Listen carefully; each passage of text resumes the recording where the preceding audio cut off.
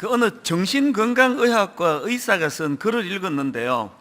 이제 이 전문가의 시각으로 지금 이 현실을 보니까 지금 우리나라는 이 집단 불안증에 빠져 있는 상태라는 겁니다. 이 집단 불안증이라는 표현이 참 크게 와닿았는데요. 그분이 쓴 글 일부를 한번 읽어 드리겠습니다. 국민 전체가 집단 불안증에 빠져 있다. 나라 안팎으로 걱정이 많다. 장기적인 코로나 사태가 끝난다고 하는데 믿어지지 않는다. 우크라이나 전쟁으로 전 세계가 두려움과 공포로 술렁거린다. 장기적인 불안과 물가 상승은 당장 서민의 생활을 위협한다. 경제, 사회, 민생 모두가 불투명하다. 이런 시대적 상황 속에서 너나 할 것 없이 걱정, 불안증은 날로 더해만 간다. 어떻게 해야 할까? 이런 문제 제기를 한 글인데요. 이 전문가로서 이제 지금 우리나라가 집단 불안증에 빠져 있는 상태라 그러면서 그 대안이 뭐냐, 그 처방전이 뭐냐, 그러면서 이제 몇 가지를 설명했는데 저는 그 중에서 이제 맨 앞에 나와 있던 이게 참 눈에 띄었습니다. 이번에 대안이 뭐냐, 이 집단 불안증이 지금 있는 상황인데 어떻게 하면 좋으냐 할 때 하루 단위로 살자, 그러니까 이런 권면을 하더라고요. 그러니까 너무 무거운 짐을 지지 말고 마음의 짐을 좀 가볍게 해라, 뭐 이제 그런 뜻인 것 같습니다. 저는 그 글에서 하루 단위로 살자라는 이 권면을 보면서 시편 119편 105절 말씀이 생각이 났는데요. 주의 말씀은 내 발의 등이요 내 길의 빛이니이다. 왜 제가 이 생각이 떠올랐는지 설명을 드릴게요.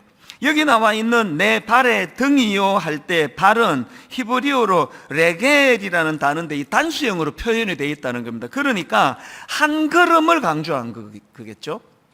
이와 똑같은 맥락으로 그 다음 나오는 내 발의 등이요 할 때 이 등은 히브리어로 네르라는 단어인데요. 네르는 이 손으로 가볍게 들 수 있는 작은 등잔입니다.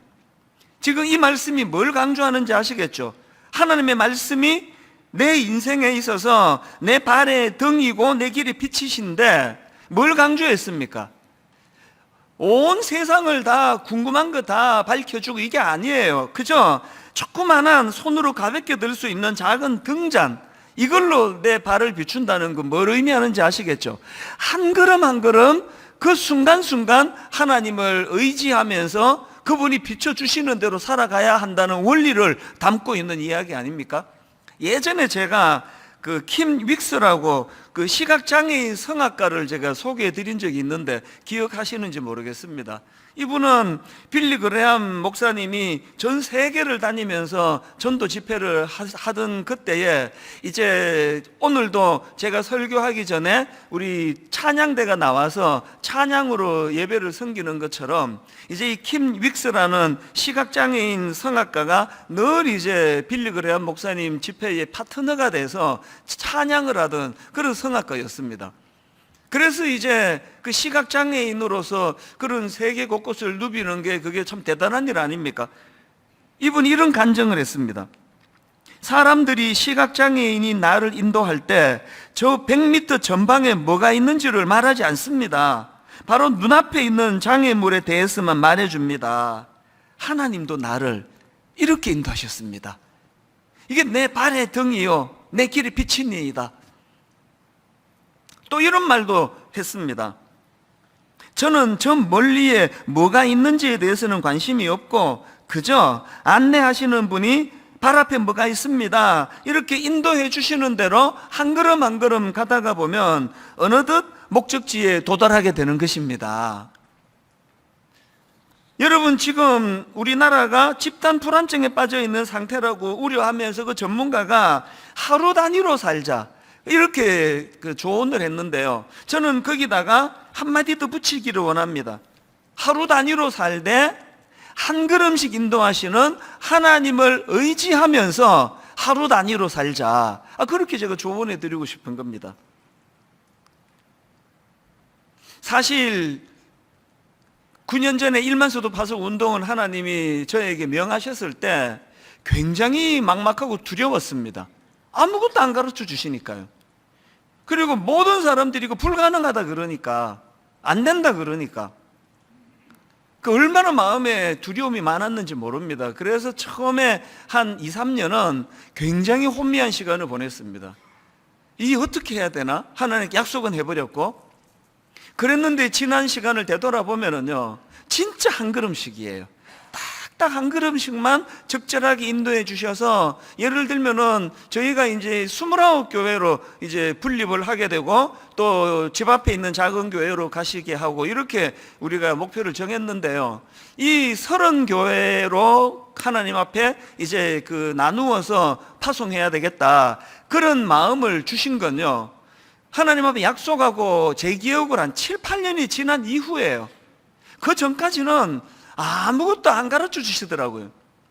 이렇게 한 걸음 한 걸음 인도해 주시는 대로 새벽마다 하나님 앞에 은혜를 구하면서 왔었는데, 참 하나님께서 너무너무 감사하게도 글자 그대로 1만 성도 파송 운동이 그렇게 하나님 앞에 온전히 드려지게 된 게 얼마나 기쁘고 감사한지 모른다는 겁니다. 이건 분당 우리교회 역사도 마찬가지예요. 20년 개척하고 20년 됐지만 하나님께서 뭐 가르쳐 주신 게 전체를 이렇게 가르쳐 주신 게 아니에요. 한 걸음 한 걸음. 저희 교회가 여러분 아시지만 지금 이 송림 중고등학교를 빌려서 쓰고 있지 않습니까? 뭐 처음 시작부터 이제 초창기부터 강당을 빌려가지고 이제 교회가 예배실로 쓰니까요, 자꾸 이상한 소문이 자꾸 나요. 제가 하지도 않은 말들도 자꾸 나고요. 막 이런 소문이 나 있답니다. 이찬수 목사가 애당초 개척 초기부터 이제 교회 건축 안 한다, 그렇게 선포를 했대요. 그렇게 선포한 적 없거든요.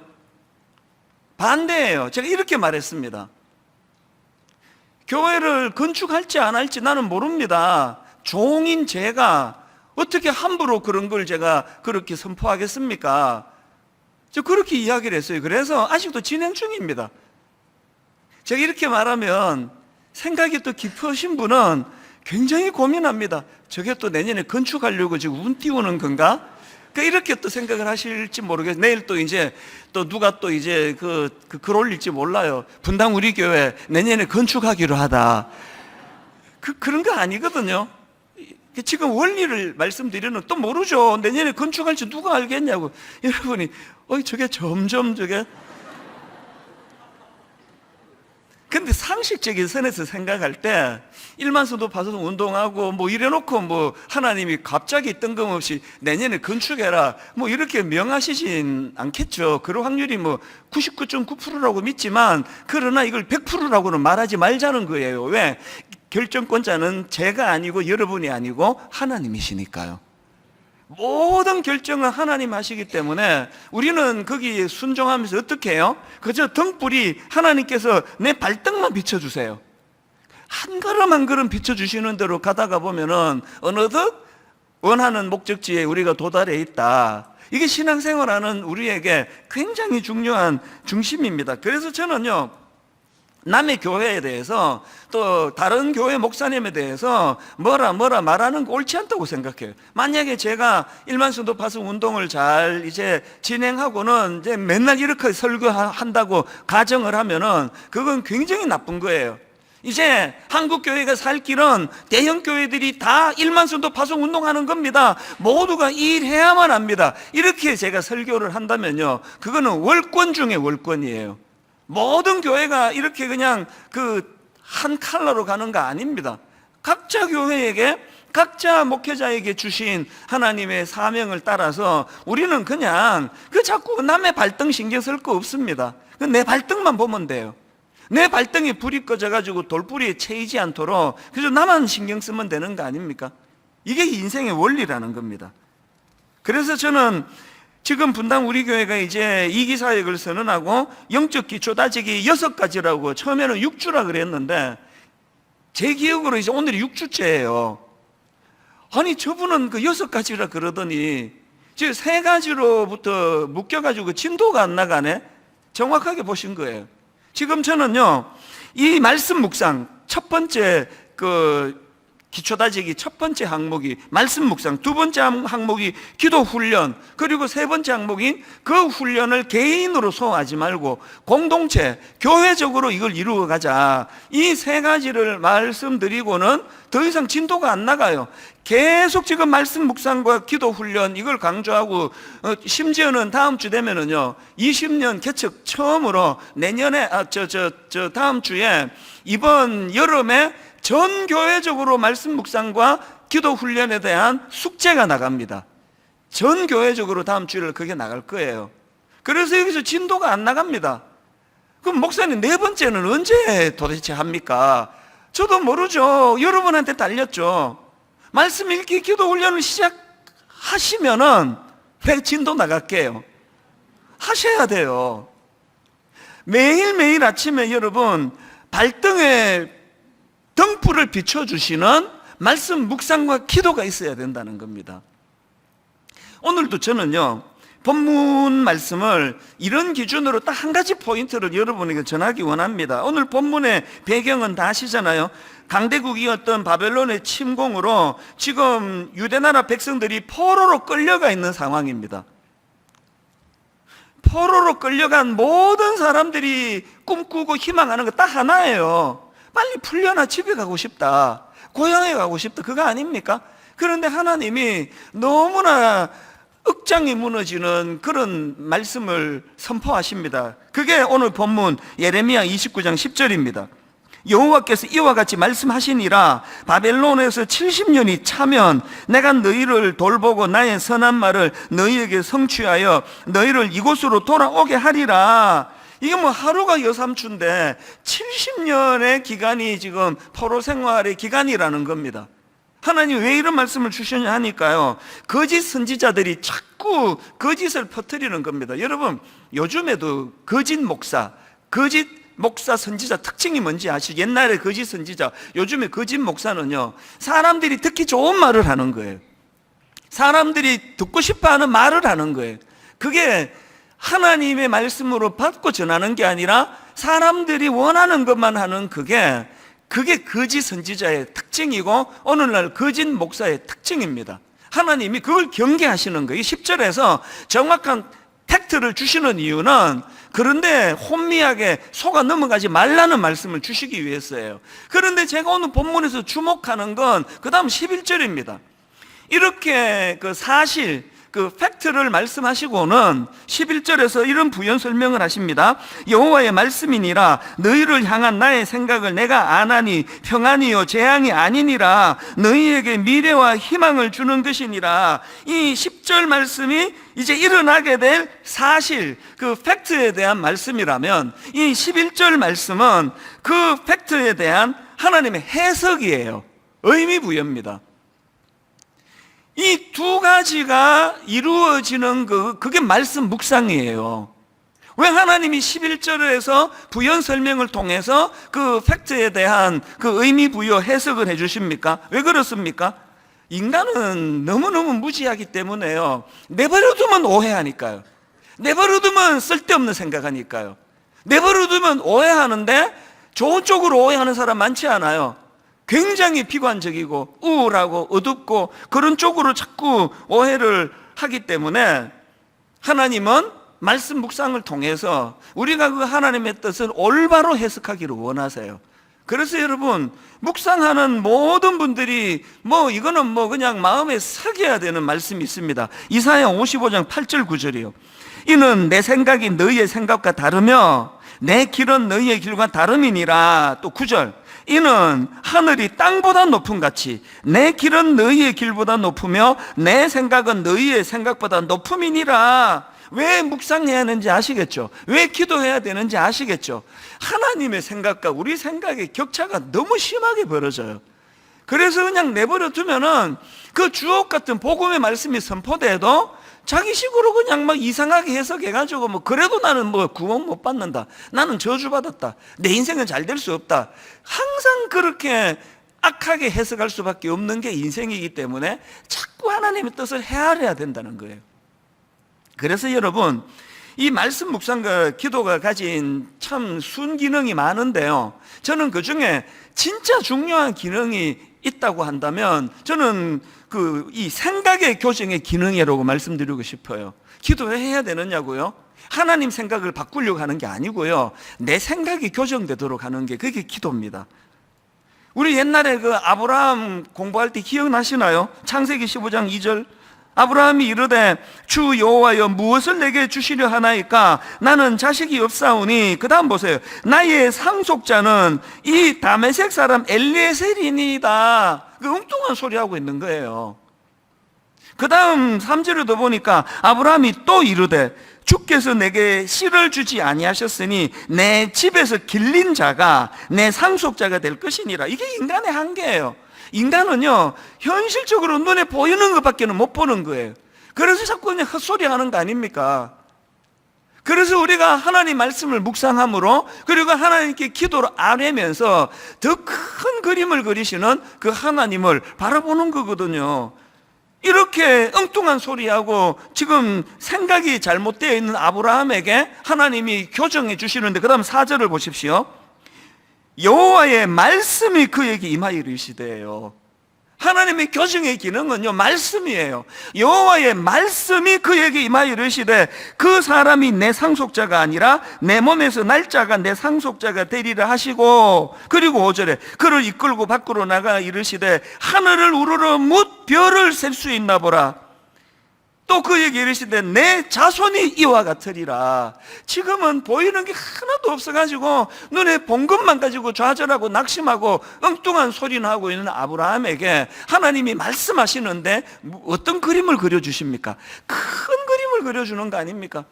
1만 성도 파송 운동 이거 안 될 것 같아서 불안하고 두렵고, 내 친구를 포함해서 주변에 안티들은 그냥 이거 날 잡은 거예요.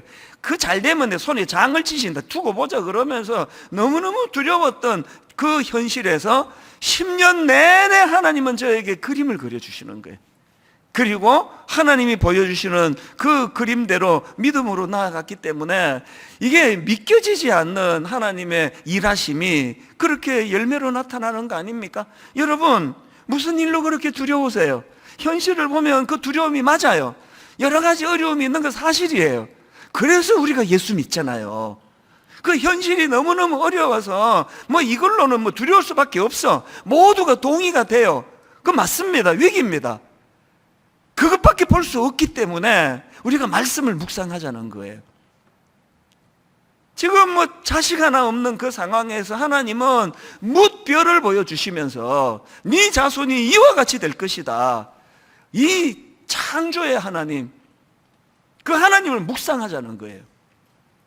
그래서 저는 이제 오늘 이 영적 기초 다지기 중에 진짜 중요한 두 기둥인 말씀 묵상과 또 기도 훈련, 이것들이 이제 우리에게 어떤 유익을 주느냐. 여러분, 말씀 묵상과 기도 훈련이 두 가지 열매를 가져다 주는데요, 이걸 한번 좀 살펴보고 싶은 거예요. 자, 첫째, 말씀 묵상과 기도 훈련의 첫 번째 열매가 뭡니까? 희망의 회복입니다. 희망의 회복. 11절을 다시 보십시오. 여호와의 말씀이니라 너희를 향한 나의 생각을 내가 아나니 평안이요 재앙이 아니니라. 너희에게 미래와 희망을 주는 것이니라. 지금 하나님이 11절에서 그들에게 왜 이런 말씀을 주십니까? 하나님은 아시거든요. 지금 여러분 동족들의 죄를 짊어지고 노예 생활을 해야 되는 그들에게 한순간도 견딜 수 없게 만드는 그 상황에서 그들에게 필요한 게 뭐예요? 희망이거든요. 희망.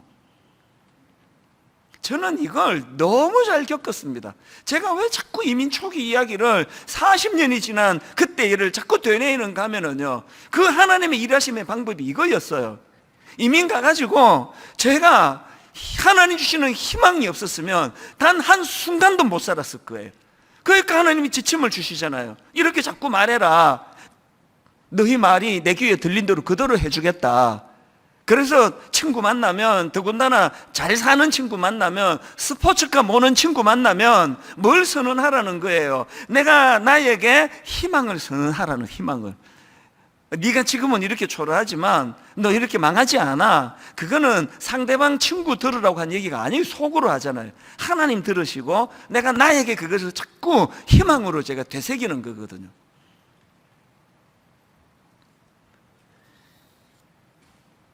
여러분, 다니엘 다 아시잖아요. 지금 이 본문에 포로로 잡혀간 백성들 이야기를 하는데, 다니엘도 바벨론에 포로로 끌려간 청년 때 그 잡혀간 사람 아닙니까? 나중에 그가 총리 대신에 오르는 입지전적인 인물이 되는 거 다 아시잖아요. 저는요, 다니엘 하면은 떠오르는 구절이 몇 개 있는데, 그 중에 자, 다니엘 6장 10절을 보십시오. 같이 한번 읽어보실까요? 다니엘이 이 조서에 왕의 도장이 찍힌 것을 알고도 자기 집에 돌아가서는 윗방에 올라가 예루살렘으로 향한 창문을 열고, 이게 중요합니다. 예루살렘으로 향한 창문을 열고, 그 다음에 전에 하던 대로 하루 3번씩 무릎을 꿇고 기도하며 그의 하나님께 감사하였더라. 지금 어떤 상황인지는 아시는 분이 많을 것 같은데요, 이 포로로 잡혀온 주제에 정치적으로 승승장구하니까 그거 내버려 두겠습니까? 정적들이 이게 지금 호시탐탐 이 다니엘을 잡으려고 그렇게 노리고 있는데, 그들이 왕에게 무슨 건의를 올리는가 하니까, 왕이시여 30일 동안 왕 외에 어떤 신이나 인간에게도 왕 외에는 절하지 않고 섬기지 않도록 조서를 내려주십시오. 그걸 어기는 자들은 사자굴에 던져 사자밥이 되도록 조치를 취해 주십시오. 이 간신들의 말에 그 싫어할 만한 그런 정치가 왕은 많지가 않은가 봐요. 허락했죠? 이 상황이에요. 그러면 하나님은 중심을 보시니까 문 닫아놓고 기도하면 되는 거 아닙니까? 왜 창문을 열고 기도합니까? 이게 무슨 배짱입니까? 이 다니엘의 배짱을 알고 싶으시면요, 여러분 그 다니엘 1장 17절을 보셔야 돼요. 하나님이 이 내 소년에게 학문을 주시고 모든 서적을 깨닫게 하시고 지혜를 주셨으니, 그 다음 보세요. 다니엘은 또 모든 환상과 꿈을 깨달아 알더라. 여기 나오는 환상은 히브리어로 하존이라는 단어인데요, 이 직역하면 하나님이 보시는 것, 이런 뜻이에요. 그 다음에 나오는 꿈, 이거 칼롬, 이 단어는요, 하나님의 계시를 뜻하는 단어예요. 그러니까 왜 창문을 열어야 되는 거예요? 그저 그냥 난 하나님께 경배 안 하는 척하고 목숨 살리는 게 아니라 창문을 열어야만 하는 거예요. 왜? 그가 뭘 보는 겁니까? 하나님이 보시는 것을 보고 있거든요. 그가 뭘 봅니까? 하나님의 계시를 그가 보고 있거든요. 저는 항상 그 기도하거든요. 하나님, 제가 비굴하지 않게 해주세요. 모든 그리스도인들이 다 마음이 여리고 약하니까 자칫 잘못하면 비굴하기 쉬운데요, 정말 저 그렇게 기도해요. 하나님, 저 비굴하지 않게 해주세요. 여러분 그런 기도 같이 하고 계세요? 여러분 이 땅에서 비굴하고 싶지 않으세요? 그럼 어떻게 해야 돼요? 다니엘이 받았던 환상과 꿈을 깨달아 알아야 돼요. 하나님이 보시는 거 여러분도 보셔야 돼요. 하나님의 계시를 알아야 돼요. 그렇기 때문에 아침에 출근하기 전에 말씀 묵상하고 가자는 거 아닙니까? 아침에 출근하기 전에 좀 그 짧은 시간에 기도로 하고 가자는 거 아닙니까? 이 바울도 마찬가지예요. 바울이 감옥에서 쓴 에베소서는 모르는 분이 없을 텐데 1장 16절에 보니까 그가 감옥에서 뭐하고 있는가 보니까요, 내가 기도할 때에 기도하고 있습니다. 내가 기도할 때에 기억하며 너희로 말미암아 감사하기를 그치지 아니하고, 그 다음 18절 보세요. 뭘 권면합니까? 너희 마음의 눈을 밝히사, 그 다음에 그의 부르심의 소망이 무엇이며 성도 안에서 그 기업의 영광이 풍성함이 무엇이며. 지금 감옥에 있는 사도 바울을 바깥에 있는 사람들이 이렇게 위로해야 되는 거 아닙니까? 마음에 바울 선생님, 마음의 눈을 여셔서 절대로 낙심하지 마시고 희망을 가지시면 풀려날 날이 있을 줄로 믿습니다. 이게 당연한 거 아닙니까? 그런데 감옥에 있는 바울이 반대로 지금 바깥에 있는 사람들에게 어떤 경우라도 너희들의 부르심의 소망이 뭔지를 놓치면 안 된다. 이게 뭘 의미하는 거예요, 이게? 바울은 감옥에서 그 소망으로 꽉 차 있다는 거 아닙니까? 어떻게 이게 가능했다고요? 맨 앞에 기도했다 그러잖아요. 저는 참 너무너무 지금 어렵고 힘든, 그래 전문가들이 그냥 지금 우리나라는 엄청 지금 그 어둡고 우울하고 집단적으로 그런 상황에 빠져 있다고 진단할 정도로, 그리고 이제 경제적으로도 지금 계속 세계적인 먹구름이 밀려온다고 하고 있지 않습니까? 이런 어려운 때에 어떻게 여러분 힘으로 그거 헤쳐나가려고 그 고생을 하세요? 지금이야말로 이제 하나님 주시는 이 11절 말씀이요, 나의 생각을 내가 안하니 평안이요 재앙이 아니니라. 너희에게 미래와 희망을 주는 것이니라. 이 희망 좀 붙잡고 싶지 않으세요? 말씀 묵상하세요. 하나님께 기도하시라고. 하나님, 정말 아버지, 이 어두운 이 시대에 이게 지금 이게 저는 자영업자 성도님들을 위해서 진짜 계속 그 마음이 써요. 더군다나 막 빚 다 얻어가지고 은행 융자 얻어가지고 가게에 냈는데 장사는 안 되는데 지금 막 이 이자율이 지금 막 은행 이자율이 점점 높아져 가고 있으니까 저는 막 그냥 경제 뉴스 볼 때마다 그거 하나로 봐요. 아이, 우리 성도님이 힘들 텐데. 이 상황이기 때문에 여러분 진짜 하나님 의지하셔야 된다는, 이 첫 번째 하나님 말씀 묵상과 기도가 희망을 회복시켜 주시는 은혜를 경험하게 된다. 그리고 두 번째로 이제 말씀 묵상과 기도 훈련의 열매가 뭐냐? 감사의 회복입니다. 11절을 다시 보십시오. 여호와의 말씀이니라. 너희를 향한 나의 생각을 내가 안하니 평안이요 재앙이 아니니라. 너희에게 미래와 희망을 주는 것이니라. 저는 이 11절 말씀을 읽으면서 상상하는 거예요.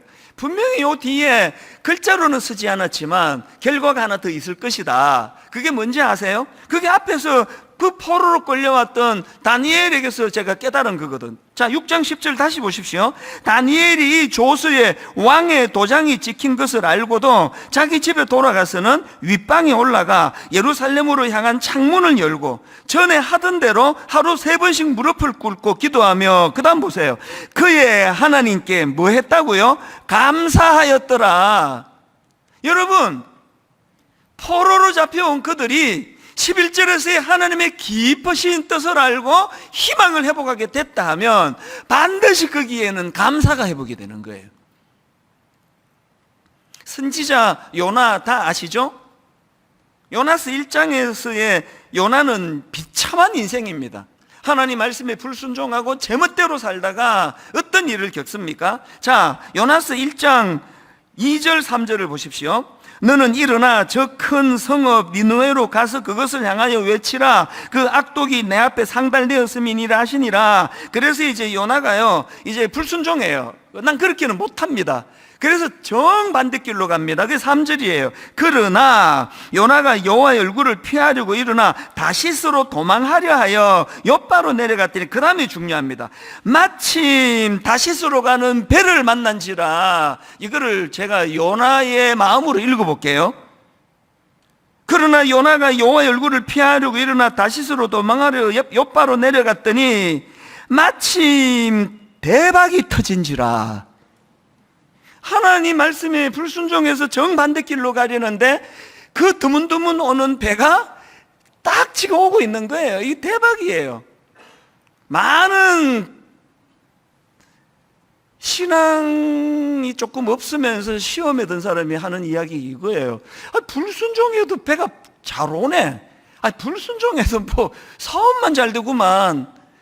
뭐 하나님 뜻대로 안 살아도 뭐 일만 잘 풀리네. 여러분, 이제 1장 끝부분에 가면 여러분 아시죠? 마침 다시스로 가는 배를 만난지라는 겉으로 이 대박인 줄 알았는데 이거는요, 재앙의 길로 몰고 가는 배예요. 풍랑을 일으키고요, 수치를 심어주고요, 말로 다 할 수 없는 그런 좌절을 가져다 주는 배예요. 영안을 열고 하나님 앞에서 이런 큰 그림을 이해해가기 시작하면은 개념이 달라져요. 그래서 이제 1장에서 엄청난 고난을 당하고 수모를 당하고 비참한 일을 겪는데요. 그런데 요나서는 이렇게 끝나지 않아요. 2장에 놀라운 반전이 일어납니다. 요나의 태도를 보면서. 자, 2장 1절과 2절입니다. 보십시오. 이제 절망의 그 엄청난 시련의 그 장소에 빠졌습니다. 2장 1절입니다. 요나가 물고기 뱃속에서 그의 하나님 여호와께 기도하여, 이 출발이 기도했습니다. 그리고 2절, 이르되 내가 받은 고난으로 말미암아 여호와께 불러 아뢰었더니 주께서 내게 대답하셨고. 내가 스올의 뱃속에서 부러지졌더니 주께서 내 음성을 들으셨나이다. 그리고 7절, 내 영혼이 내 속에서 피곤할 때에 내가 여호와를 생각하였더니 내 기도가 주께 이르러 싸우며 주의 성전에 미쳤나이다. 거짓되고 헛된 것을 숭상하는 모든 자는 자기에게 베푸신 은혜를 버려 싸우나. 그리고 9절, 이게 지금 고난의 물고기 뱃속에서 하는 고백입니다. 9절, 나는 감사하는 목소리로 주께 제사를 드리며. 여러분, 여기 나오는 그 7절에서 생각하였더니 하고 9절에서 나는 감사하는 목소리로 주께 제사를 드리며의 이 관계가 어떤 관계인지 아십니까? 7절에 나오는 생각하였더니 여기에 해당되는 히브리어는 자카르라는 단어인데요, 기억하다, 상기하다라는 뜻이에요. 이 흐름을 아시겠습니까? 마침 다시스로 가는 배, 그 자기를 절망으로 몰고 가는 그 배에 올라타 가지고 그리고는 절망의 자리에서 기도를 했어요. 그랬더니 뭐가 기억이 난 걸까요? 뭐가 상기가 됐을까요? 하나님 말씀에 순종했을 때 그 수많은 놀라운 일들도 떠올려, 제가 상상하는 거죠. 뭐가 떠올려졌을까요? 그 다시스로 가는 배에 올라타 풍랑을 만나고 죽을 고생을 하고 내 인생이 이렇게 물고기 뱃속에 빠져 이게 막 이제 생사를 오락가락하는 이 순간이 하나님의 큰 그림으로 헤아려 보니까 이게 불순종으로 나를 저주하여 죽이시려는 게 아니라 연단을 통한 깨달음을 주신다, 그거 아닙니까? 감사가 나오는 거죠. 저는 부교육자들에게 종종 이런 말을 해요. 우리 목사, 전도사, 우리는 성도들을 섬기기 위해 차출된 종이라고. 그래서 모든 우리의 관심은 성도에게 맞춰야 된다, 이런 말까지 해요. 좀 과장법이긴 한데요. 밥을 먹나? 힘내서 성도 섬기기 위해서야. 잠이 안 오는데 왜 자야 되는지 아나? 그래야 내일 만날 성도들을 힘있게 만날 수 있기 때문이에요. 왜 쉬어야 되는지 아나? 힘을 얻어서 재충전하기 위해서야. 감히 우리 교회 교역자들은 저의 이 권면을 그래도 따르려고 애쓴다고 저는 믿습니다. 우리 모든 몸부림은 다 여러분들을 위한 거예요.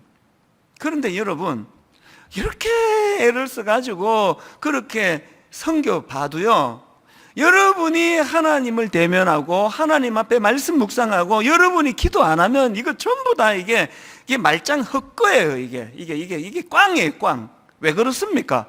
제가 창조주가 아니잖아요. 제가 능력자가 아니잖아요. 저는 여러분의 가이드에 불과해요. 제발 부탁하는 거예요. 제 설교만 의지하지 말라고. 내 진짜 제발 부탁하는 거예요. 여러분이 하나님을 대면하셔야 된다고. 여러분이 그 하나님의 깊은 뜻을 깨달아가 그 경륜을 여러분이 아셔야 된다고. 여러분, 그 무거운 짐 지고 왜 그렇게 고생하세요? 제가 일만성도 파송 운동 그 하나님이 맡겨주신 사명 때문에 어깨가 빠지는 줄 알았거든요. 10년 가까이를 정말 죽을 고생을 했는데요, 이제 그냥 여러분들이 저 보면은요, 아이고 일만성도 파송 운동하고 얼굴이 훤하시네요. 진짜 모르시는 말씀이에요. 지금도 죽겠어요. 왜 죽겠는지 아세요? 숙제 2개가 더 남아 있습니다. 가평 우리 마을은 어떻게 해야 되느냐고요. 이게 지금 계속 공사가 늦어져 가지고 이게 지금 내년 3월에 오픈하게 됐는데요, 요즘은 가평 우리 마을을 생각하면은 정말 잠이 안 오고 실제적으로 또 불면증도 겪어요. 왜 그렇습니까? 가평 우리 마을이 이 피 같은 헌금을 가지고 그렇게 세워지게 되는데 거기서 일어나는 모든 책임은 제가 져야 되잖아요. 누구에게 내가 책임을 떠밀겠냐고요. 거기에서 진짜 한 번도 본 적이 없는 너무너무 아름다운 그런 약자와 또 장애인들과 그리고 지친 이들이 거기에 주님 이름으로 쉬는 곳을 만들어야 되는데 이게 머리가 터질 것 같은 거예요. 이게 하나만 목표로 해도 이게 잘 안 되는데 3가지를 어우려서 이게 되겠나 이게. 게다가 이제 또 드림센터 사역하는 이 논의가 시작이 됐거든요. 이 성도님들이 정말 이 피 피 같은 헌금으로 그 12층짜리 빌딩을 샀는데 이걸 어디 사회에 환원하자 그랬으니 이제 다 여러분이 믿고 그렇게 하자 그랬는데 거기서 그냥 뭐 거미줄이나 쳐 있고 그러면 제가 여러분 앞에 죄인이 되는 거 아닙니까? 그래서 막 그 짐이 무거워서 막 숨이 어떨 때는 진짜 잘 안 쉬어져요. 여전히. 이게 좋은 게 뭔지 아세요? 일만서도 파송 운동하고는 할렐루야 이제 다 일 다 끝났다, 난 다 역할 다 했다, 나는 이제 남은 시간 너무 행복하게 지낼 거야. 그래가지고 그냥 골프 치러 다니고 너무나 즐겁게 잘 지내면 무슨 문제가 생겨요? 여러분의 아픔을 모르게 돼요. 모든 세상 사람이 다 지음 없이 사는 줄 알게 돼요. 제게 맡겨진 이 과업 때문에 불면증도 오고 뭐 단기적이지만 한 2, 3일, 3, 4일 지나면 또 하나님께서 또 만져주시고 하기 때문에 저는 막 오래 불면증은 안 겪어봤어도요, 잠이 안 오고 막 이럴 때는 꼭 성도님들을 제가 이해하게 돼요. 내가 이런데 우리 성도님들 오죽하겠나. 그럴 때마다 딱 이 구절로 주신 건 아니지만 오늘 본문의 11절과 같은 이 상황, 여호와의 말씀이니라 너희를 향한 나의 생각을 내가 아나니 평안이요 재앙이 아니니라 너희에게 미래와 희망을 주는 것이니라. 딱 이 구절로 저를 어루만져 주시지는 않지만 늘 제 마음에, 그래서 여러분 제가 지금 가평우리 마을 때문에 이게 또 연기되고 막 머리가 아프고 힘들고 막 잠이 안 오고 불안하다라고 말할 수 있는 건 제 마음에 확신이 있기 때문이에요. 여러분, 가평우리 마을 그리고 남은 또 한 가지 숙제 드림센터 사회화는 우리 생각을 뛰어넘는 너무나 놀라운 하나님의 방법과 역사가 일어날 줄 믿습니다. 저 확신합니다. 이게 그냥 이렇게 공수표 날리는 거 아니지. 이제 3월이면 다 뽀록 날 텐데, 다 드러날 텐데 내가 뭐 그런 이야기를 막 할 수 있습니까? 예수 믿는 사람들의 세상살이 이거예요. 늘 어깨에 지어진 짐이 무거워서 괴로워하고 잠을 못 자면서 동시에 하나님이 이루어 가실 역사에 대한 확신 때문에, 기쁨 때문에, 감격 때문에 살맛이 나는 이 왔다 갔다 하는 게 이게 예수 믿는 사람의 모습이에요.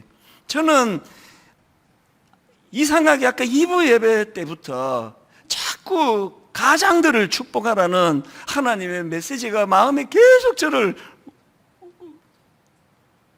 모든 분들이 이 말씀으로 은혜 다 받으시겠지만 특별히 하나님께서 오늘 우리 아버지들이 좀 은혜 받기를 원하십니다. 우리 남편들이, 사실 제가 이제 남은 두 숙제 가평우리 마을하고 드림센터 사회환원을 놓고 너무너무 힘들고 괴롭고 이거 안 되면 어떡하냐 두려움에 휩싸일 때마다 이런 이야기를 제 아내에게, 제 아들, 딸에게 일절 나누지를 못해요. 내 짐인데 이걸 왜 가족에게 전가시키느냐고. 이게 여러분 가장이에요. 오늘 여기 수많은 가장들이요 울지도 못해요. 내가 여러분 힘들다고 막 운 적이 한두 번 있었네.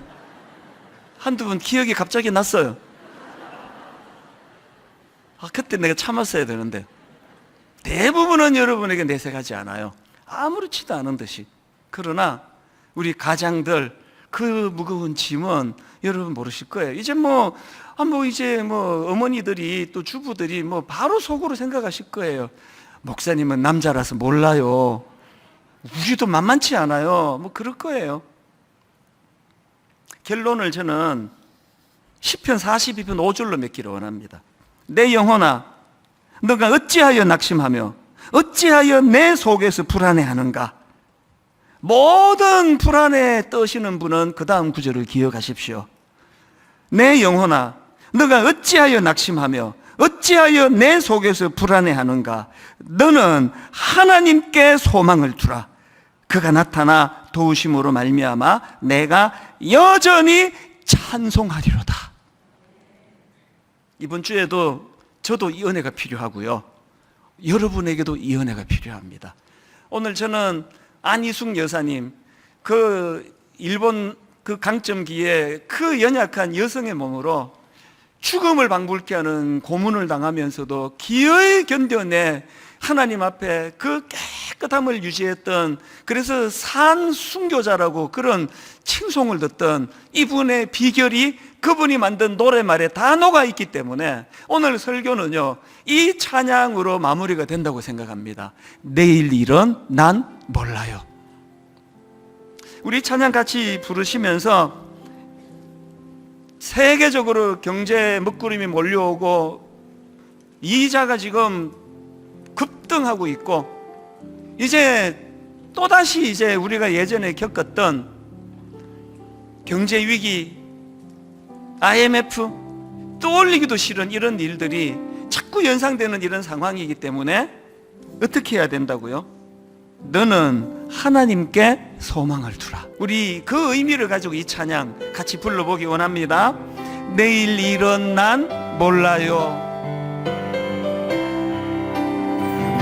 내일 일은 난 몰라요. 하루하루 살아요. 하루 살아요. 불행이나 요행함도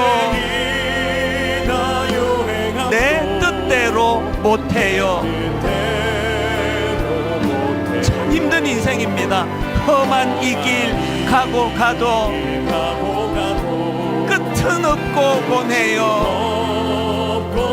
이럴 때 어떻게 해야 됩니까?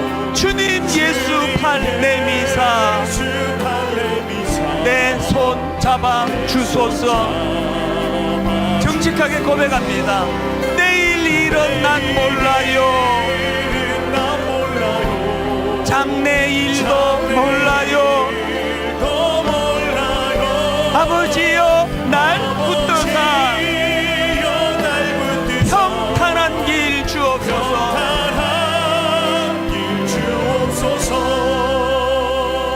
우리 다시 한번 이 찬양 부르기 전에 오늘 여러분 특별히 우리 가장들을 축복하며 참 마음을 담으면 좋겠습니다. 결혼 주례하면서 제가 이제 예비 신랑 신부 불러서 이런저런 대화를 나누면 꼭 의도적으로 묻는 게 있습니다. 그러면 이렇게 말하는 사람이 있어요. 우리 집은요, 하나님 은혜 주셔가지고 정말 아무런 어려운 일 없이 편하게 자랐습니다. 이렇게 이야기하는 신랑 신부가 10명이면 한 6명쯤 돼요. 그러면 내가 반드시 이렇게 말합니다. 그거요, 자매님 집에, 형제님 집에 무슨 어려운 일이 없어서가 아니고요, 아빠가 온몸으로 다 막아서 몰랐던 거예요. 엄마가 그거 밤새 끙끙거리면서 그 아들, 딸 일어나기 전까지 눈물을 쏟으면서 걱정했기 때문에 모르고 넘어갔을 뿐이에요. 그 얘기를 합니다. 오늘 여러분, 우리 부모님들에 대하여, 또 우리 가장, 우리 남편, 또 아버지에 대하여 좀 그 마음으로 한번 헤아려 보시면 좋을 것 같아요. 내색 안에서 아버지가 밖에서 아무 일이 없다 생각하시면 여러분 정말 오산이에요. 하나님, 오늘은 특별히 담임 목사님 설교할 때 자꾸 가장이 마음에 그렇게 품어진다고 그런데, 하나님 우리도 그렇게 하기를 원합니다. 그리고 어머니들, 그리고 우리 아내들 똑같은 은혜로 인도해 주시기 원합니다. 우리 한 번 더 이 찬양 부를 동안에 정말 하나님 너무너무 어깨에 무거운 짐이 많은 우리 남편입니다. 우리 아버지입니다. 하나님 도와주시기 원합니다. 이 마음으로 찬양 한 번 더 불러드립니다. 내일 일은 난 몰라요.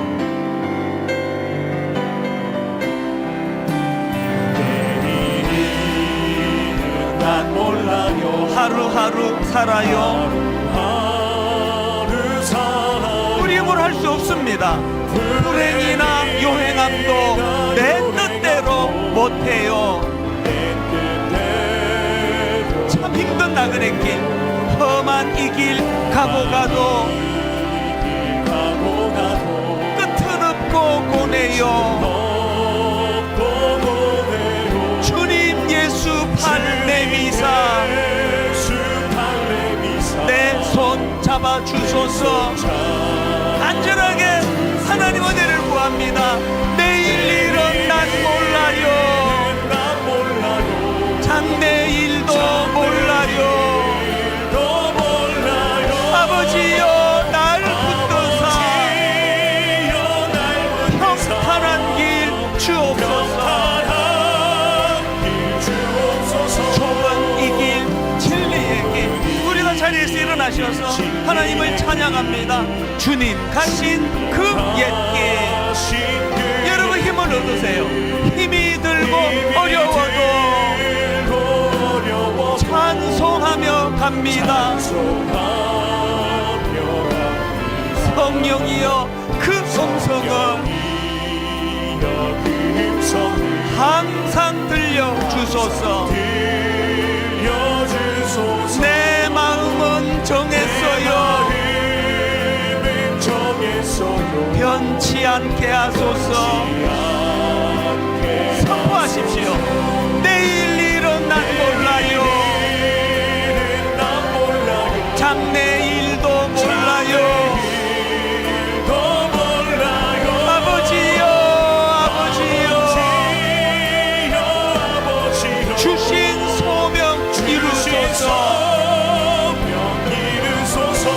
주신 말씀 기억하면서 통성으로 우리 가정을 위하여, 우리 아버지를 위하여, 우리 남편을, 그리고 그런가 우리 엄마, 우리 어머니, 내 아내, 하나님 어깨에 짊어진 짐이 너무너무 무거운 걸 미처 몰랐습니다. 내색을 안 하니까요. 가족들 앞에서요 울지도 못하는 게 남편들이고 가장들입니다.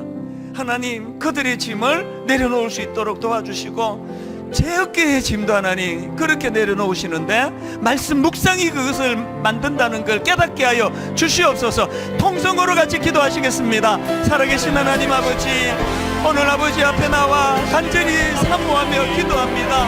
하나님 아버지, 서로로 잡혀간 그 백성들 내면 안에 아버지 하나님 두려움이 있고 불안이 있고, 그래서 달콤한 말에 속아 넘어가기를 아버지 잘합니다. 곧 풀려날 거라고, 이 위기는 곧 끝날 것이라고 하나님께서 그 정확한 사실을 알려주십니다. 그리고 하나님 우리에게 그 말씀을 풀어 해석해 주십니다. 이건 재앙이 아니라고, 너희들 장래의 희망이라고. 하나님 말씀 묵상이 우리 안에 회복이 될 때에 살아계신 하나님, 그것이 바로 희망이 된다는 사실을 우리 성도님들이 깨달아 알기를 원합니다. 하나님, 마치 다시 들어가는 배를 만난지라 세상적으로 아버지 잘 되는 그 모든 것이 다 그것이 온전한 형성이 아님을 깨달아 알기를 원합니다. 하나님 아버지, 살아계신 하나님, 너무나 두려움이 많고 불안이 많은 시대에 살아계신 하나님, 오늘 하나님 너희들은 이 시간 갈망하며 사모하며 주님 그렇게 나가도록 인도하여 주시기를 원합니다. 하나님 은혜의 길로 인도하여 주시옵소서.